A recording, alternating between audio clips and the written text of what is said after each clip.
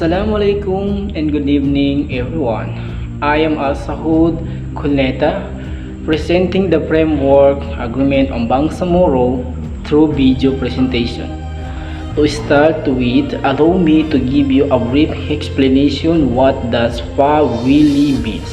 First of all, we all know that FAB or the framework agreement on Bangsamoro is the advantages of Bangsamoro is the basic law agreement because the purpose of this basic law is to establish a political entity provided for its basic structure of government in recognition of the justness and legitimacy of the cause of the Bangsamoro people and their aspiration chart their political future through a democratic access that will secure their identity. It is also the commitment by the government and the MILF to establish new autonomous political entity Muslim Mindanao.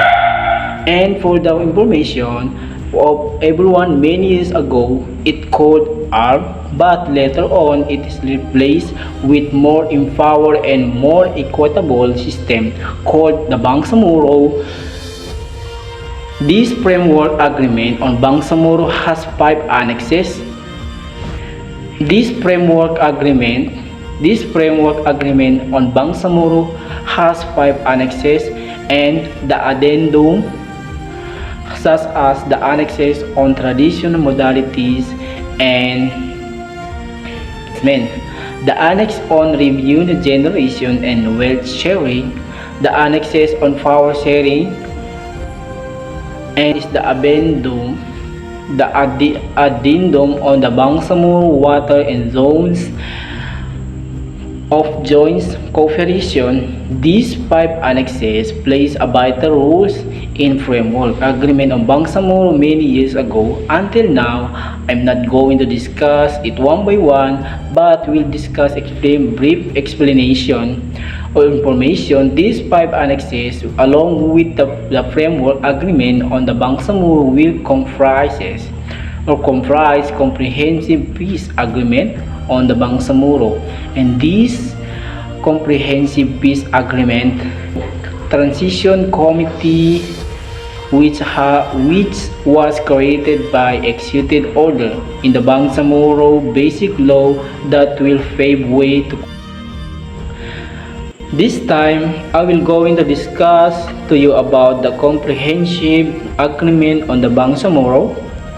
So way back March 19, 2014, I was one of the participants on the eyewitnesses of the comprehensive agreement on the Bangsamoro held in the Cotabato University for our class session in FAB or the fundamental of peace education. And I must that I have learned and gained so much information on what CAB really means that this time I will share it to you to knowledge that I store in my mind. Under the agreement, the Islamic separation would to turn to third party. So which would be selected by the government, the MILF agreed to the documentation its arm with the Bangsamoro Islamic Forces. Let's proceed to the right self-determination. It is widely understood to be exercised in manner that preserve the territorial integrity in terms of political will rights, while there is no universally accepted agreement as the content of the right self-determination. It is agreed that at a minimum it entails the entitle of the people to have a control over their destiny and to treated respectfully. In the governing society, racial discrimination has stated that the right to self-determination involves the rights of all people to pursue freely their economic, social, and cultural development without outside interference, and that the governments represent the whole population without distinction.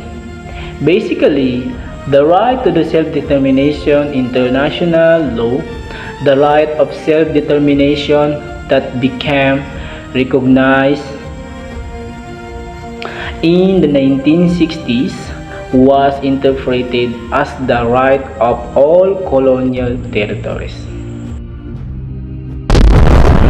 And lastly, let's talk about the crisis of one of the Islamic places in the entire of the Philippines, which that's the Marawi States. That was happened year 2017. The Battle of Marawi was consequences of the Philippines' long struggle against the terrorism in the aftermath of September 11 attack in the United States against the Abu Sayyaf group.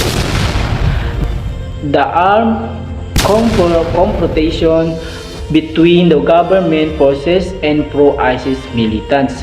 Marawi has the forcibly displaced 98 total population of the city, as well as residents from nearby municipalities who were compelled to leave due to severe food shortage and constriction of local economies. The only solution to the surgery in Muslim Mindanao lies peace agreement between the Philippines government and the largest insurgent groups, an agreement that constitutional widely accepted by the Moro and community.